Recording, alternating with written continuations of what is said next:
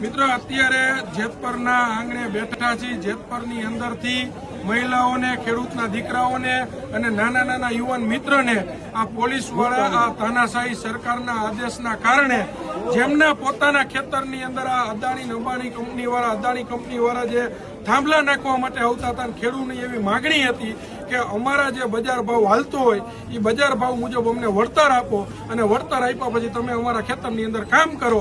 આ ખેડૂતની જે યોગ્ય માગણી કહેવાય, આ યોગ્ય માગણીને ઠુકરાવી તેમ છતાં બળજબરીથી પોલીસ તંત્ર ફોર્સ ઉતારી અને લગભગ 15 થી 20 ગાડીઓ લઈને આવ્યા અને નાના બાળકો, મહિલાઓ, બહેનોને તમામને અહીંથી લઈને વયા ગયા છે। એમના ભાગરૂપે અત્યારે જેતપર ગામની અંદર રસ્તા રોકો કરી અને તમામ વેપારીઓ સ્વૈચ્છિક રીતે પોતાની દુકાનો બંધ કરી દીધેલી છે અને તમામ ગામજનો અત્યારે ભેગા થઈ પાદરમાં આવી ગયા છે।